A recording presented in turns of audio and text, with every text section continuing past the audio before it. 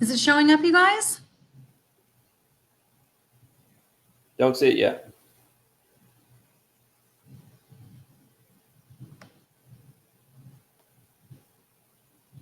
There it is.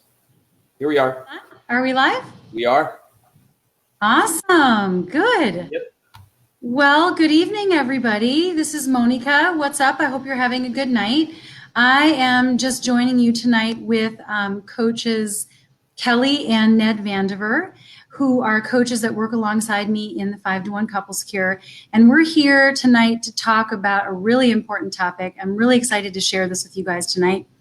And the topic is unconditional love and the flip side, boundaries. Yeah. And apologies for those of you that were waiting earlier when we had a couple of lives scheduled. We had a couple of consecutive tech issues that made it difficult for us to show up on time. So thank you for your patience. And for those of you that weren't able to make it live, that's okay. You can watch the replay. So why are we here tonight? Why do we want to talk about unconditional love?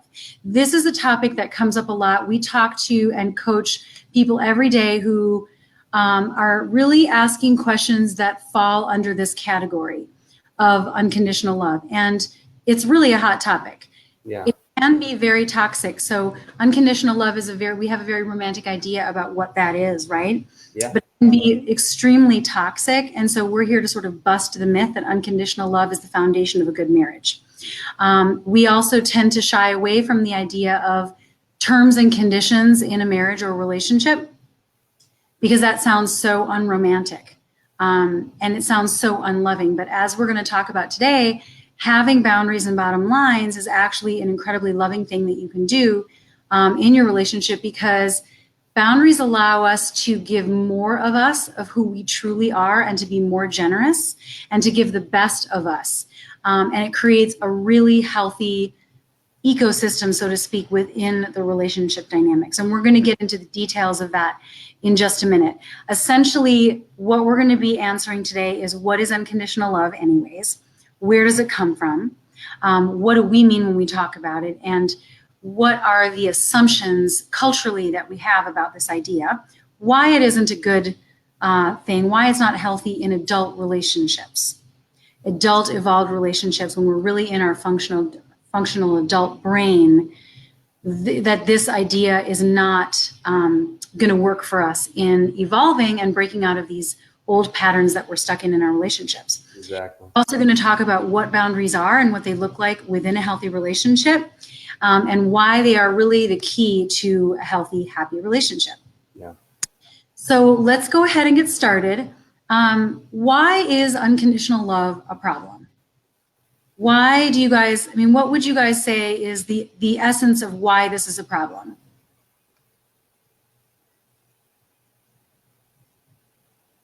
Where's Kelly? Oh. Is she not on? There she is. Ah, there she is. Hey, Kelly. Y'all can hear me? Timing, I was just asking the question. I just introduced the topic of the toxicity of unconditional love in adult relationships. Yes. And so the question really is, why is it not healthy? Why are we here to bust this myth? What is the problem with love? So, well, the problem is it's toxic, for one. It's what causes all of the separation, the divorce, the hurt, and the suffering in our relationships and our marriages. And the problem is we live in a culture where most people have this really romantical version of what love is, and our version here in this culture we live in now is unconditional love. And did you talk about why we are talking about this today, Monika? Because I didn't hear that part. Yes, I touched on it briefly, but you can elaborate on that more. Okay, so we're talking about it because this is what we do every single day. We talk to couples and we talk to people who are mostly married, but also in long-term relationships. And a lot of people are staying in toxic filled relationships, and not only staying, but not really laying down the boundaries about what they will and will not put up with. Yeah. And so this romantical idea of unconditional love sounds something like, you can do whatever you want to me. I will still love you. You can cheat on me multiple times. I will still love you. You can verbally abuse me and physically abuse me, and I will still love you. You can threaten to leave me constantly, and I will still love you. You can lie to my face daily, and I will still love you. Yeah. And you can threaten me, and I will still love you. And the list goes on and on and on. Yeah. And it's like, unconditional love is this free pass to treat me however you want to. And it's Right. like, no, I don't Yeah. think so. Like, Yeah. you will treat me with respect, so you better like shape up, Yeah. or like, Mm. I'm out of here. Yeah. So in order to have a healthy, happy, loving, connected relationship, boundaries must be inserted into the equation, and not only inserted, but upheld, right? Mhm. It's crucial if you're really wanting that connection, because the passionate, juicy, healthy, awesome relationships that like we all want and dream about don't exist in that old paradigm of unconditional love. They're created by design. They're created with intention. They're created with obsession and passion behind them. And all of those adjectives that I just said have everything to do with loving yourself and having boundaries, Yeah. period. Yes, and we're going to definitely get into, why boundaries are so important, how they help us have a better connection. But what I feel like we see so often is questions around how much, if I really love this person, I have to accept certain things that are unacceptable to me. But really, we can still love somebody and still have terms. Exactly. Marriage is ultimately, right? Is that we're making vows, we're saying what our commitment is to each other, and if the question is, if one person breaks their side of the agreement, which is really what it is what vows are, it's a promise. Exactly. If the person Yeah. breaks that, are we then also obligated? Do we all have to continue to hold up our end if it's already been broken, or do we have to go back to the drawing board and lay something else down and be really clear about what it needs to look like? Yeah. Right. Yeah. Definitely. So how do you, why is this such a problem, and how does it show up in your experience? Well, yeah, for me, in talking to so many different people on a daily basis, like we all do, and we have to understand that, this is probably one of the major factors when we talk about, it creates divorce and separation, and it creates chaos in marriages and relationships. And a lot of, how does that look, and what does that look like in my relationship? And a lot of times, we're talking about the ongoing lying, from our spouses, or the ongoing infidelities that are done over and over again, and and our spouses are accepting this, and it's horrible, or the domestic abuse, and we're in all forms that we're talking about, and it also may look like verbal abuse, especially around the children. So that's a major factor also. Yeah. And in addition to, affairs don't just have to be physical. We're talking about emotional affairs. There are a lot of guys who reach outside of their relationships and try to establish. Women Yeah, do it too. and women who have relationships outside of their relationships that they can't build within their marriages, and it's totally it's a horrible place for both parties to be in, and the partners say, generally the partners say little to nothing about it. They exert no boundaries. So I mean, it's become a huge problem that I see, that as I talk to different people every day about the challenges that they're having in their marriages. Yeah, and when I hear you say that too, just the idea of verbal abuse around the children and just the legacy that creates, Mm. Exactly. It's, Yeah. you know, it becomes not just a problem for you that you're suffering by not having boundaries. It becomes a problem of a generational issue, right? Your kids are going to learn that, and they're going to Yeah. start equating, And they well, repeat the same pattern. love means I have to suffer. Love means I have to sacrifice my dignity. Exactly. Love, you know, it becomes an equation, and it creates limiting beliefs in the children that are just sponges to that information, who then perpetuate that. Yeah. Yeah. Exactly. They're just absorbing it. Yeah. Yeah. Yeah, definitely. Yeah. And so, I mean, to me, I mean, it begs the question, why do you get married? I mean, why are you getting married? Are you getting married so that you can practice forgiveness, or are you getting married so that you can really practice loving someone? Because if you're just thinking about it from the standpoint of unconditional love and putting up with everything around you and not speaking up and standing up for yourself, it creates an issue, and it's a huge problem. And this is what we talk about and we listen to every day. And a lot of people just really don't know that they're in it. They don't even recognize some of the going ons of what it looks like. And not only that, they don't even, some of the people who are aware of it don't even know what to do about it. So it's a really huge problem. Yeah. Yeah. And if you grew up that way and you're just perpetuating what you knew, exactly, you really might not have that awareness. But the it that we're getting, problem. Yeah. A lot of the questions really are around how much should I put up with? I'm trying to get him to come back to me, and yet, he doesn't. He says he doesn't love me. Yeah. He says really mean things to me. So then it's like, well, what leverage do you have? What is the purpose of that? Exactly.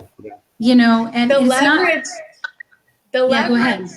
The leverage that one would have in that situation, quite honestly, if you have the confidence within yourself, knowing that you're freaking amazing, right?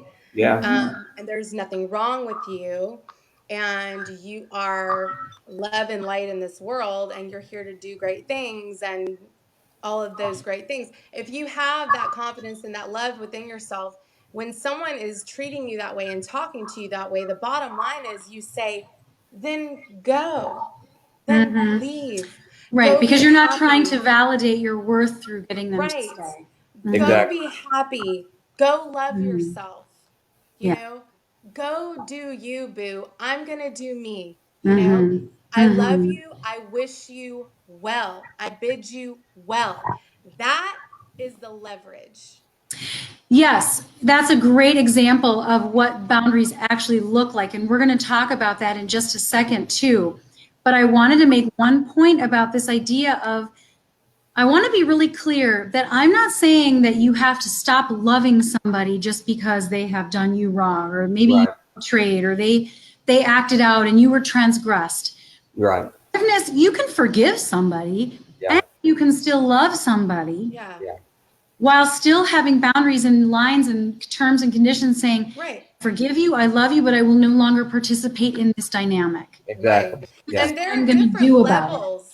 There are different levels to all of this, right? Like, we're talking about toxic level behavior where it's like, oh, you can do whatever to me, and and then even on like just a more normal, even keel, healthy-ish relationship, and because relationship is in levels, and it's like you have to be cognizant of how toxic you are, and if you're not aware, ask us and we'll try to give you a temperature inside of the group.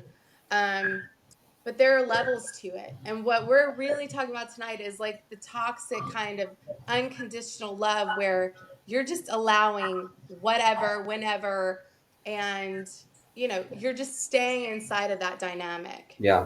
Stop wondering why. Yeah. Knowing what to do about it. Yeah. That's why it's so important. It's so important to have boundaries, not just to protect yourself, but to create health within the dynamic and for the family. Exactly. Yeah. And that doesn't mean that you're not a loving person. Yeah. No. So when we talk about boundaries, and that really is the solution, to the problem of toxic unconditional love, is knowing is not about that you can't love the person, but it's how do I get boundaries, right? So that's what we recommend. That's what we help people find out. What are their own boundaries? We all have different boundaries based on our own personal values or our own trauma histories. It's not, we couldn't say to you exactly this is what your boundaries should look like, because it's going to be different, a little bit different, Yeah. Within healthy limits, like broad strokes, healthy ideas. There's a lot of variations. But how I see boundaries is, really just a sense of self.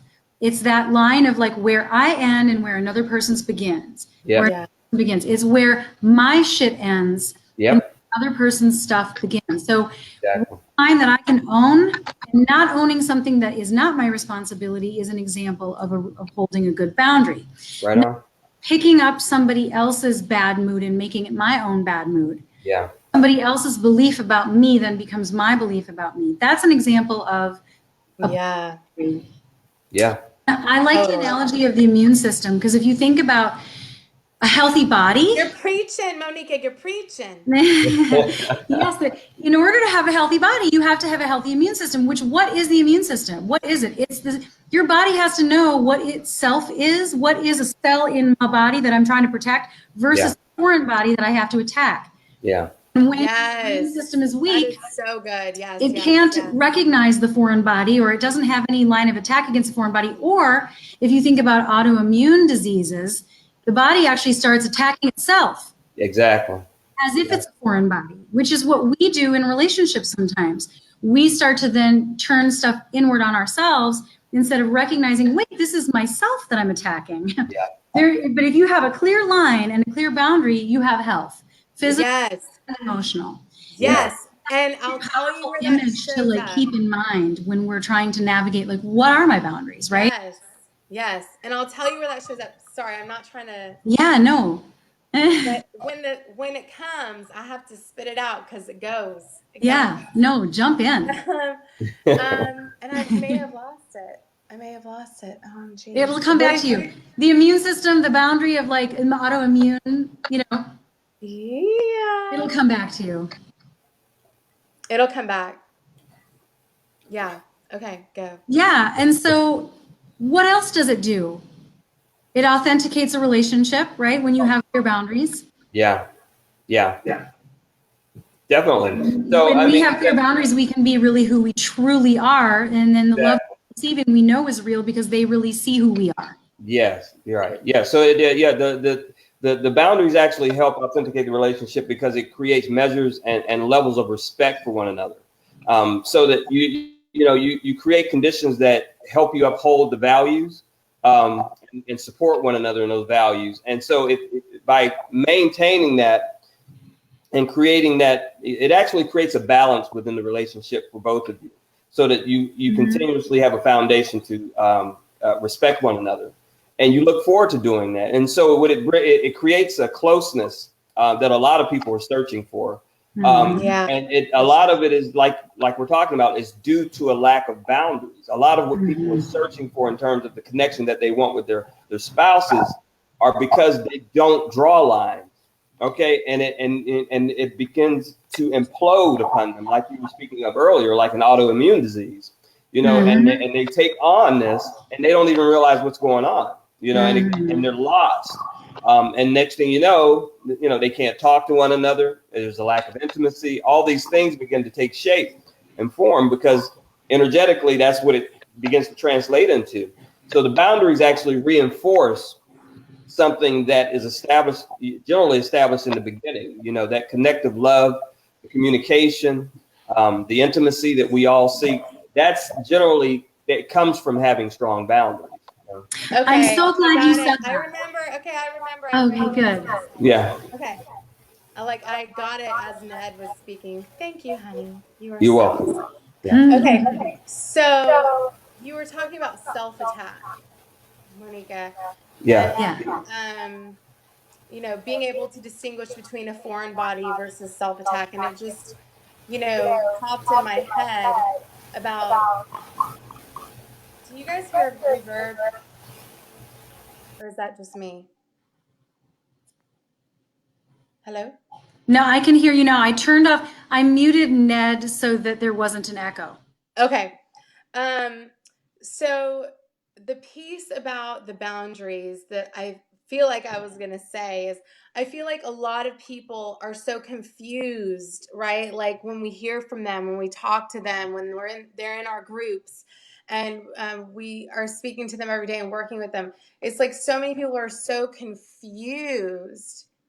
And I think it's because our nature as human beings is love, right? Mhm. And when we are going against our natural nature of loving ourselves and self-love and self-respect, we're naturally going against what's natural. We're going Yeah. against what's natural and really our birthright.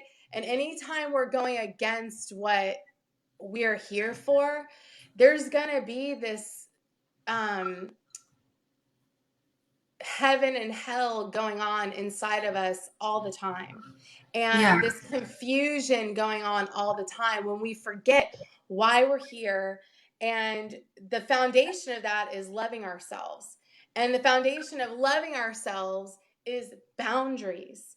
And you know, we're in this 3D world of time and rules and regulations, and it requires boundaries for yourself and then for the world around you and your environment and the people in your life.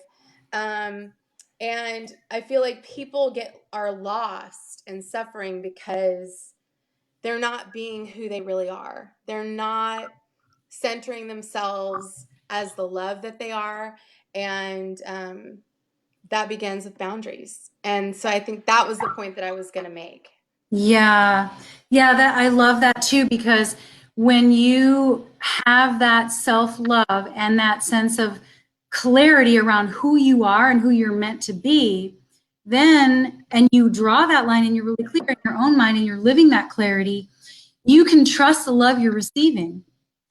You can trust the love you're receiving because you're actually who you are truly, you know. So anybody that's loving you or attending to you or giving anything to you, they know who you are and who they're giving it to. So you, Exactly. as opposed to feeling like I'm only getting love because I'm playing small. I'm only getting love because I'm only showing a part of myself. Yes. So then you can't even really trust the love you're getting. It's not really even authentic, like you were saying, Ned. And part of boundaries is also the boundary of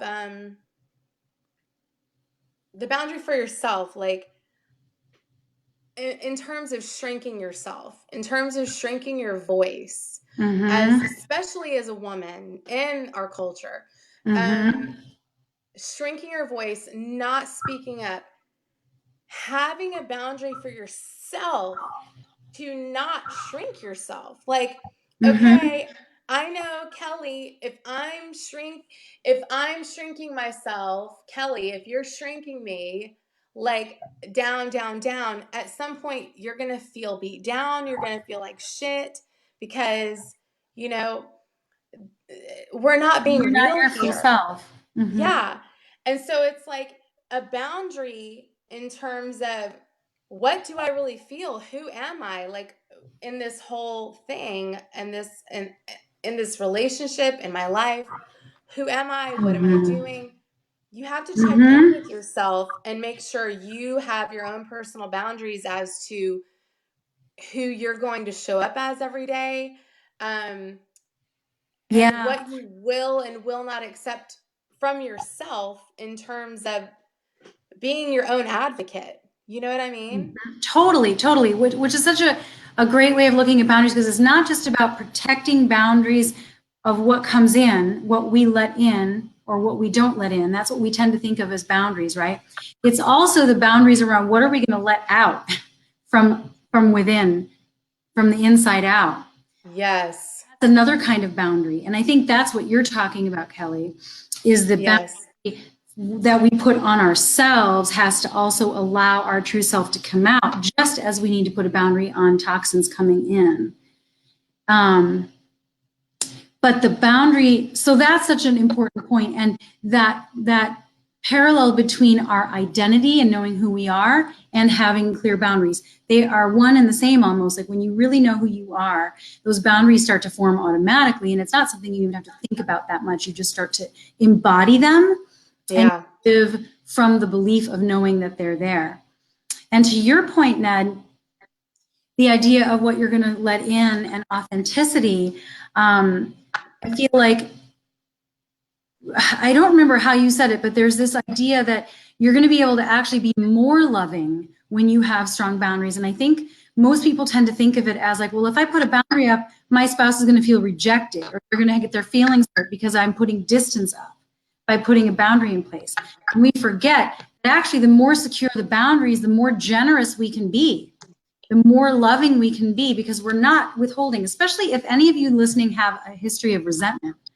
Because your boundaries have been violated, you're saying yes to things that you don't really want to say yes to, you're going along with things you don't really want to do, and then you're pissed and you're resentful, and then you're like not generous without that person at all anymore. And the love isn't there because you've allowed your boundaries to be crossed again and again. But when you have strong boundaries, then you can be confident, I'm giving this because I want to give it. And it's genuine.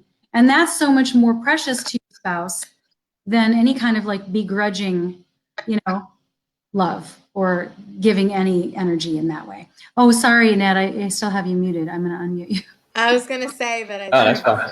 I had muted you because when Kelly was talking, there was an echo. That's okay. That's okay.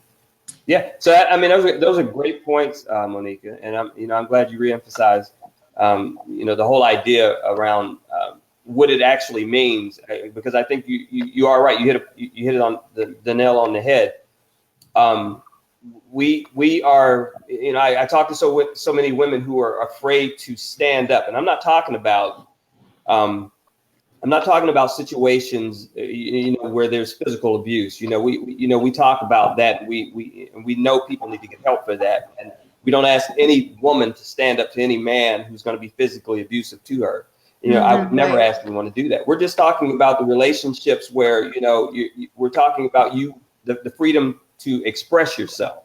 And talk about what's really going on inside without being met with a barrage of, attacks from, your spouse because they can't deal with what's going on inside of them. And again, we're talking about the autoimmune, because what happens is a lot of the women begin to take on that energy from their spouses, and they begin to question themselves about, is there something wrong with me? Why is this person not loving me the way that I'm trying to love them? And the person doesn't love themselves. They can't give you what they don't have, and so this, when you begin to draw boundaries, it begins to make the other person question themselves. It puts a mirror up for themselves, because and they have to look at themselves and begin to address what is really going on with me. What is really going on with me in this situation? Why am I behaving this way? So I think you brought up a great point. I'm glad you reemphasized that. It's awesome.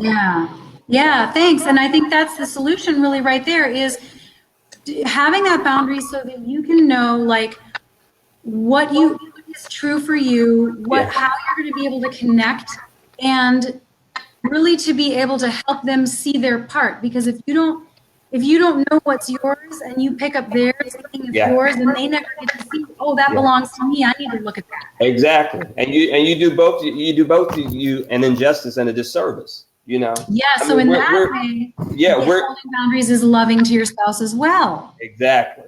Because it allows them to grow and experience what's inside of them that they need to look at in order to become their best self. Yeah, it allows for expansion. Ultimately, you can continue to grow. Everyone continue to grow when you can be yourself and you feel good about it, and you're able to do that because you've drawn the line around certain areas, especially where if you're someone who can recognize and understand that what you're doing is not wrong. And, you have the right to ask a question. You have the right to talk about what's going on inside of you. And in so many situations, the women begin to, again, question themselves about whether that's, what am I doing wrong? And you're doing nothing wrong, you know? It's just that because you haven't grown up and you haven't been around and established and understood how to establish boundaries for yourself, that you begin to question yourself, you know, and it creates such chaos and you know, like we talked about it, you know, a lot of cases, you know, we talk about divorce and ending these relationships just because people don't know how to establish boundaries and stand for themselves. And I want to just share this really quickly. I don't want to interrupt. Not at all. Yeah. Babe, if you have anything to say, write it down so you don't forget it. But, you know, I have to speak or it leaves. Okay, so this happens all the time with the couples that I work with, especially. I tend to attract women who have been doing a lot of spiritual work and for a really long time, or they've been diving deep, and they're in these relationships where they've been talking to their husbands and telling them what they need, telling them what they want, and the men, you know, aren't hearing it.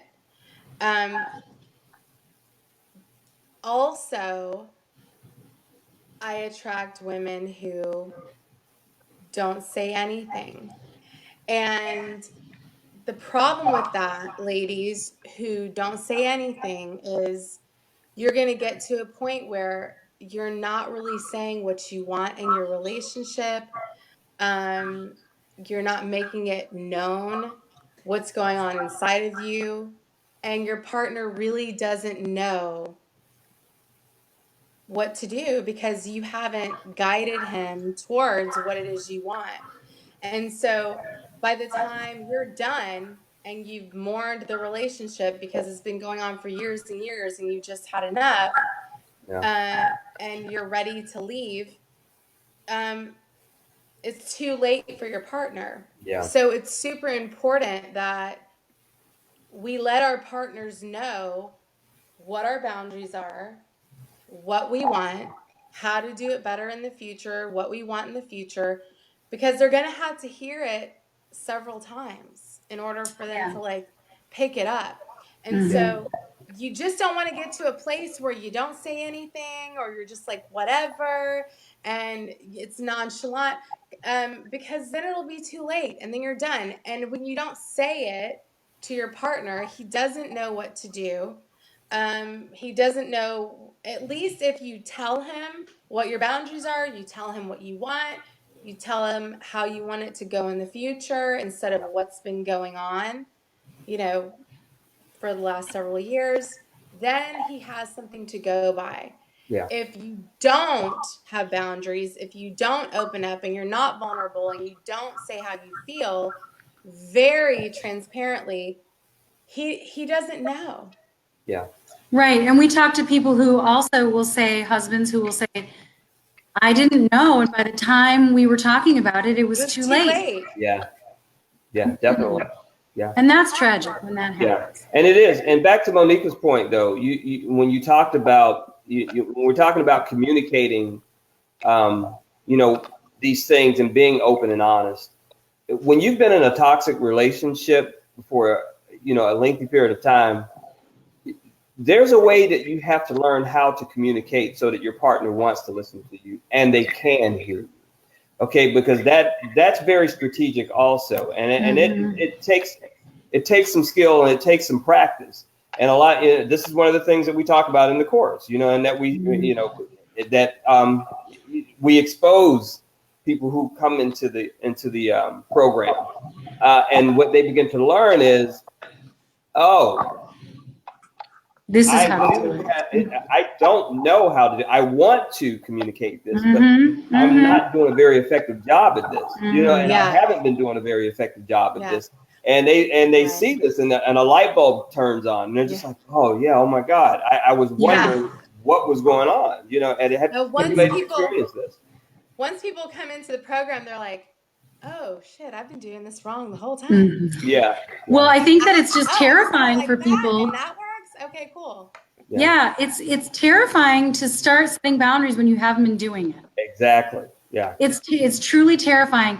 And then if you haven't been doing it and you finally do it, there's so much angst behind it that sometimes it comes out wrong. Yeah, It exactly. comes out aggressive. It comes out, the energy behind it makes it hard for them to receive it and hear it in the spirit that it needs to be received. Yeah. So it really is something that needs to be practiced. And then there's also some beliefs behind it. And it takes practice. You know, it's skill and practice. But first comes the willingness. First comes the recognition. First, you have to know what your boundaries are. Yeah, What exactly. are your boundaries? You know, so that would be, I think, my, if you know, takeaway for people listening tonight is if this is resonating with you and you realize that this has been an issue for you, that you have to know what your boundaries are, get really clear within yourself as to what those are, unapologetically. You have to know yourself and hold that space. What you want. You have to know Exactly. what you want. Yeah. And then to be able to have the confidence to say what those are. Yeah. From a place of love. Exactly. And then the third thing is then what are you going to do to hold those boundaries? Because it's not up to your partner to hold those boundaries. There's this myth that we set boundaries on another person, like we're going to set it on them. Yeah. Actually, that's not the case. They're going to do what they're going to do, and it's up to us to decide what we're going to do or not do to uphold those boundaries for ourselves, right? Exactly. Yeah. And that's the hard part, because then we say what our boundaries are, and then if they don't keep our boundaries for us, Yeah. then we feel like it didn't work. But actually, there's a lot we can do, and that's part of the inner journey too. Is where's the leverage? Yes. Participating in that I no longer want to participate in, Yeah. and taking ownership over that. Exactly. Yeah. And then just remembering that ultimately by doing this work, by holding boundaries, by knowing what they are, by going through the discomfort of learning how to set them, that you're going to be serving your health and, you know, your physical health and your emotional health and the well-being of your family. Yeah. You have to figure out your boundaries, and you have to get a plan for getting clear and articulating them and implementing them. Exactly. Yeah. That's really, I think, what Absolutely. here is that, because we've been talking a lot about the problem and how that shows up, but that really is the answer. Yeah. Is think about what that is. Is there something that you need to say that you're not saying? Is there a non-negotiable that you're still allowing? You know, that you're not, if you're not comfortable with your kids seeing it, then Right. across Yes. for you. Yeah. And that can be a really good, you know, litmus test, I think. Yeah. Yes. That is the perfect litmus test. Yeah. Mm-hmm. Yeah. Yeah. Do So I that's- want my children to be going through this in the future? Yeah. Right, exactly. What we learn now that we have to unlearn from our programming, from our history, Yeah. actually we're sparing that, a lot of the pain of that for the next generation. Yeah, exactly. That's So right. it's worth it. It is worth it. Going out of your comfort zone and doing this work in order to leave a better legacy. Yeah. Yeah. Definitely. And I think that too, I just want to say that, you know, anyone who's on this call, anyone who watches this later, you want something different. You know, you want to be the person, the hero in your family that, like, you know, breaks the long living legacy of relationship trauma and divorce and separation and toxic cycles and patterns. And you wouldn't be listening to this if you weren't that person. It means you're a healer. It means you're a doer. It means you want to take action.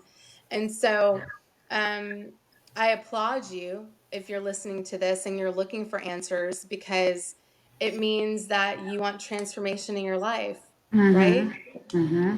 Exactly. Yeah. And you can be that person Yeah. who breaks all of the chains of all the shit that has been passed down to you. I mean, and it's like this for all of us. Mm-hmm. Yeah. It's just a choice. Yep. Yeah. Yeah, it's a choice and it's doable. It really is. Totally. You just have to be willing and you have to have courage. And brave. You have to be brave. Yeah. Yeah. So you guys that are listening, if you want support around getting a plan for getting clarity on your boundaries, learning how to communicate them and then implement them, and then any of the inner emotional work that is required for that, feel free to book a call with us and we can talk about it with you. You just have to go to monikahoyt.com/talk and just pick a slot that works for your schedule, and that'll go into our calendars and we will call you at the time that you pick.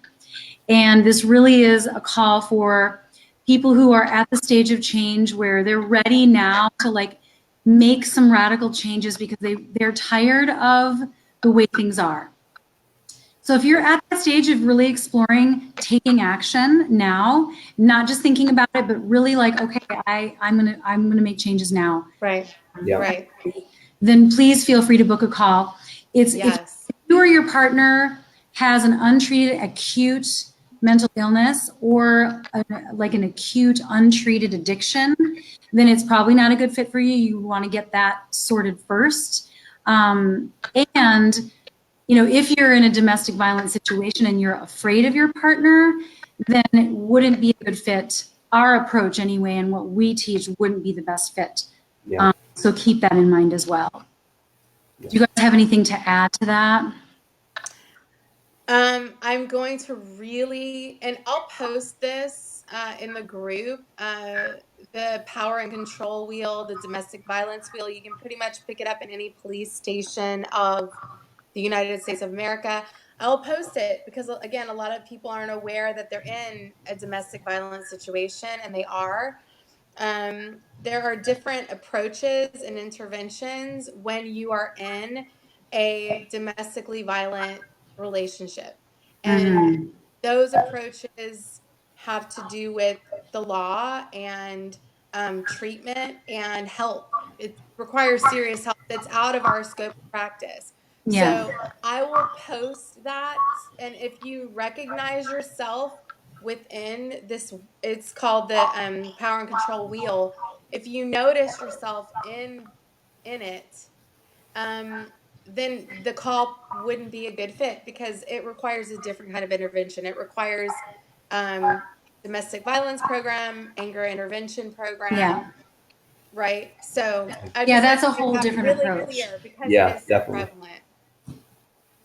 And if you have any questions, like if you're on the fence and you're like, I'm not really sure which category I fit, just go ahead and shoot me an email. Yeah. And I'll, I can explore it with you further. If you're questioning, like, is this call for me or not, and you're really not sure, just reach out to me at my, either through Facebook messaging or my email address. Yeah. And thanks for tuning in, everyone. It's good to see you tonight, and I'm glad that we look forward to hearing from you guys. Join us. Yeah. Yes, please post your comments below or questions. Whether you're watching now live or whether you're catching it later, we will be checking comments. Definitely. Well, all right. All right. Have a great night. Thanks for joining, you guys.